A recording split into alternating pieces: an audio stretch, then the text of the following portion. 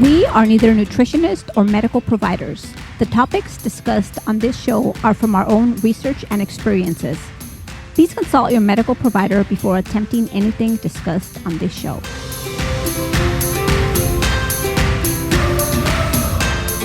Welcome to another episode of Sjogren Strong. This is Brian. And this is Lupe. And this is your podcast discussing how to live an active and healthy lifestyle despite a diagnosis of Sjogren's. And today, I just wanted to say that because I feel like I haven't said that in a long time. That's how I used to start the shows all the time. But today, What? we're going to be talking about the sense of smell and taste. But before we get into that, I want to give a heartfelt shout out to Stephanie T. Stephanie, you know who you are. I want to say thank you very much for your kind words. Your comment went a long way. We often talk about what's happening in our lives. First and foremost, we've got 2 days in a row with some nice long walks in. Yeah? Yep. We went for a hike in Carbon Canyon this morning, back to the Redwoods. Yep. And yesterday we did a little urban trek. It was about 4.5 miles.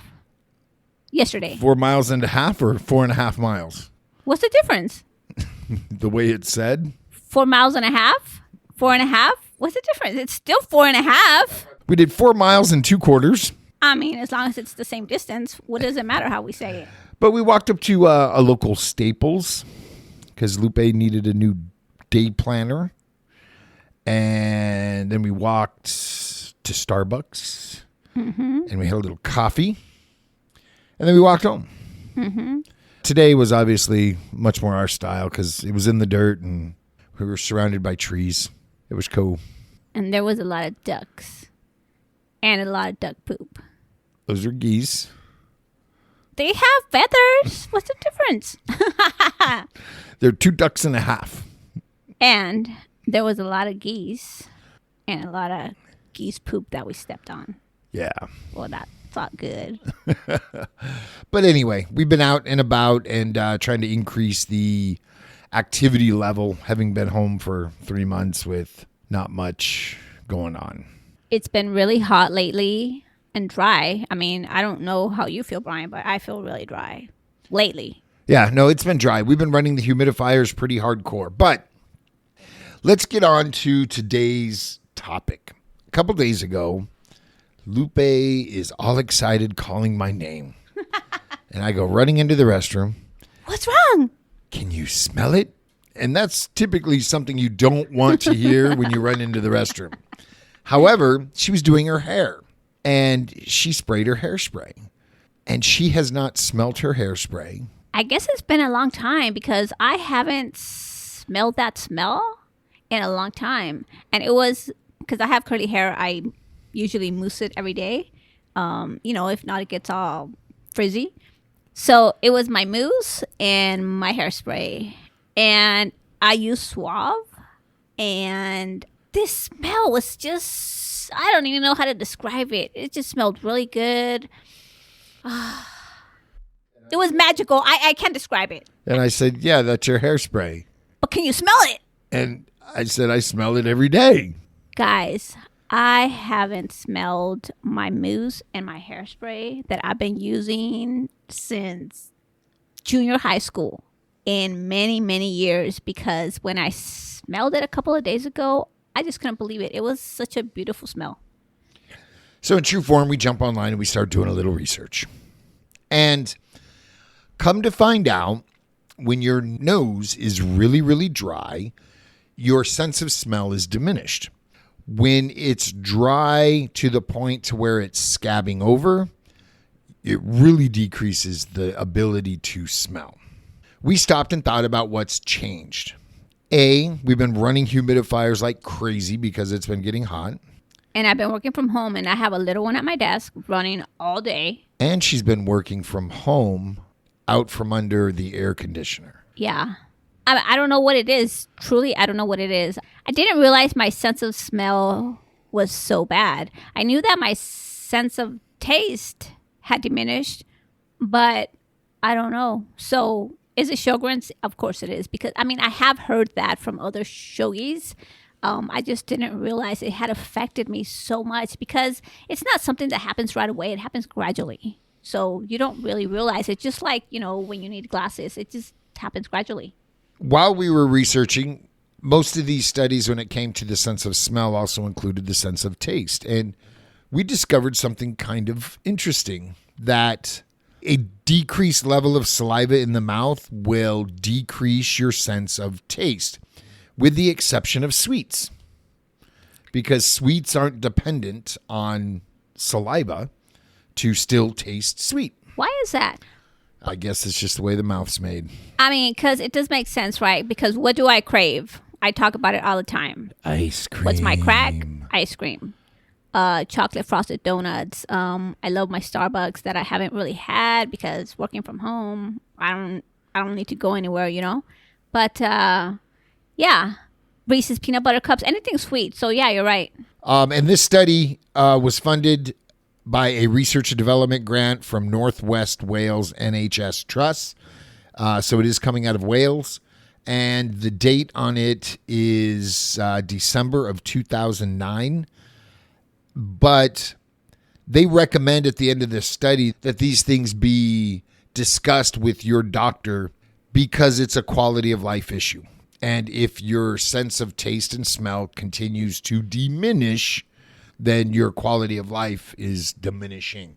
However, there's no known treatments for sense of smell or sense of taste. Okay, but you got to back it up a little bit. You can't leave us like that. What do you mean your quality of life is diminishing? Why? Because you can't smell or taste? Right. I mean, you miss it, but does it really affect your life so much? I mean, that the quality goes down? If you couldn't smell the fresh flowers that you can see, if you couldn't smell that salt air coming in over the ocean, if you couldn't smell the pines while you walk through them. Speaking of that, did you smell the pines today? I didn't smell the pines. We're in the redwoods. Oh, that's why I didn't smell the pines. Duh. No, there were, when we got into the redwoods, there were. I didn't smell it. I can smell freshly cut grass. I can smell that. Yeah. But like I said, I didn't know that my sense of smell had diminished so much. So that's why I got so excited. Oh my God, I can smell my hairspray. It smells so sweet, so good. So she's been walking around with a can of hairspray. All, oh, it smells so good. That's my new air freshener. Oh, it smells so good. Everything's sticky. Oh my goodness, that's so funny. We kind of wanted to turn this to you and see what you are experiencing with your Sjogrens. Have you noticed a decreased sense of smell and or taste? Do things not taste like you remember them tasting from years back? For me, nothing tastes the way it used to. I don't enjoy certain things so much. I'm not a foodie. I've never really been a foodie. Maybe that's why. What? That you don't have... Because I'm not a foodie? No, because you can't taste things to know that you like them. I mean, I'm not going to say everything tastes the same, but I definitely don't enjoy things that I used to enjoy so much before. And I thought, well, I don't know, maybe I'm getting older. Maybe I don't know. But I mean, I definitely Sjogrens. And maybe that's why I'm not such a foodie, like you said. Yeah. It's like, what do you want to eat? Whatever. Everything tastes like cardboard. So who cares what I eat, you know? So why won't you try things you think you don't like? Well, because I can't really taste it, I guess. No, but that's not it. You know what? I've never been a foodie. You know that. Uh-huh. Oh, so when Brian and I first started dating and he loves cooking, he used to cook these gourmet dishes. And I'm like, okay, I'll try it. But I'm like, just feed me something simple. I mean, I'm happy with a taco of beans and rice. I mean, because, yeah, I'm kind of lost for words. Everything tastes the same, really. It's not you, Brian. It's not your cooking. Obviously, it's me. See, and that pains me because I miss cooking and slow smoking and. But you can cook it for you. It's so much more work for just me. And then I'm sitting there enjoying this slow smoked chicken, and you're eating a bowl of cereal. Cardboard? No. So the fajita whatchamacallit is from Trader Joe's. Mm-hmm. Those are really good. Uh-huh. The first time that you did that, it was so yummy. The second time, it's still yummy, but it doesn't taste the same because maybe my taste buds changed, right? Because of this, what we're talking about right now. Because sometimes foods that I've had in the past, sometimes they taste better than other times. It's not the way that it's made. It's just my taste buds at the time. See, and that's why you get mad at me all the time. What'd you do different? This doesn't taste the same way. It's like, oh yeah. I'm like, it's Coca-Cola from a can. I tell Brian, oh my God, this is so good. Do not change the recipe. He makes it again, a couple of days later. What did you do? I told you, do not change the recipe. And maybe he didn't. So, Brian, my bad. I don't cook with recipes. You know that. I cook to taste. Well, I conceptualize how I want it to taste, and I start cooking. Well, I know, but what I mean is if I tell you, oh my God, this is so good, and then next time you cook it, you add something else or what you think is going to make it better. No, just leave it. See, no, because it probably tastes the same. Well, that's what I'm saying now. Now I realize that now. Maybe it wasn't even your cooking. Maybe it's still not your cooking. Maybe it's obviously just me. So in front of everybody, I want to say, my bad. I apologize. Your cooking is awesome. I just can't taste it. Oh, my goodness. We wanted to share this with you. We thought it was kind of interesting. And after reading this, we've kind of, have a baseline of no AC, humidifier running pretty much 24 hours a day in the house where you are. It's going to be interesting to see what changes when you go back to work next week. Yeah. Because you're slated to go back to work here on the 15th. In a week from today. We're not talking about ice right now, but I'm just going to talk about this really quick. So at night, where I sleep, I'm running the humidifier. It's a big one. It lasts like 10 hours, a long time. But it's hot, and so we're running the fan. And so I'm thinking, because in the middle of the night, not every night, but last night when I woke up in the middle of the night, my eyes, they just hurt so much. They were in so much pain. And I can't describe the pain to you, Brian, because you just won't know because you don't have dry eyes like me. But it literally pained me to open my eyes. And a lot of times I think, am I really tired? That's why I want to sleep so much? Or is it my eyes are so dry that they hurt and my body's just telling me, close your eyes, you'll feel better. My point is... And then her body's telling her, well, your eyes are closed, go to sleep. My point is, because I'm running the fan, right?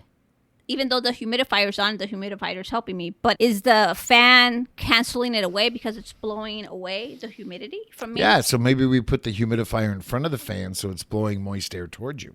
Ooh, you're so smart. I just thought, the humidifier right next to me will help more. But now that you mentioned that... we might lose some of the moisture, but if we run it on high... Because right now we run it on low. Yeah. And it's behind you. So you're right. When the fan... But the fan oscillates. Yeah. And this is probably really boring to listen to. No, I don't think so. I think it's helping many. So, you know what? We will change the setup tonight and see what's different. Because I remember as a kid growing up, we didn't have air conditioning. And my mom would put a bucket of ice water down and soak towels in them and then drape them over the fan. And it would blow cooler air. So if the humidifier's in front of the fan, as it oscillates, you're going to get to a point to where it's blowing moisture air to you. I tell you what I'm going to do. I am going to take out the humidifier that I hid in the garage so you wouldn't see it. I'm going to take that out, put it in front of the fan, and leave the one right next to me. I mean, because on really bad days, we'll start a pot of water. Or really dry days, we'll take like this big lobster pot, fill it with water, and just run it on the stove to get that moisture into the air. And that helps you. Hot shower. Yesterday when we took that walk to Starbucks and to Staples, my eyes during the walk, they felt really dry. They hurt really bad, and they started watering, which is really weird. If they're dry, why are they watering? I don't know. But anyways, and I thought to myself, oh my goodness, I should have brought my Sienna glasses. And today, for our hike, I did take them. And if you guys have the same issues that I have, you guys have to check out Sienna because it's instant relief. The lenses inside, because I didn't spray them with the anti-fog, they got a little bit foggy, which means it just traps the moisture. Right. So I wore them for a couple of hours, and I mean, today I haven't had that issue because I've been wearing them. Right. So guys, if you guys haven't checked out Sienna, please check out Sienna. They are awesome product. And what I have been using religiously also is the Lubricity mouth spray. And I took it with me today. My eyes feel dry, not my mouth. The product really works for me. Every 4 hours, I do a couple of sprays in my mouth, and I'm good. And I actually stole a bottle from her. And when I'm doing my work and my mouth gets dry, I've been using it, and it works for me as well. I mean, if it works for you. I'm pretty pleased. So you produce more saliva as well? Yeah, because I mean, I talk a lot throughout the course of business, and it helps produce saliva, but it's just makes the mouth feel really good. And I'm not like, oh my gosh, I need a sip of water as often, you know? You shouldn't run your mouth so much. You kind of do that a lot sometimes. Well, hey, work is work. You didn't get it. And on the Lubricity note, if you click the link in the show notes below or go to Lubricity and use the discount code SS for Sjogren Strong, SS30, you will get 30% off your order. So that is SS30 at Lubricity.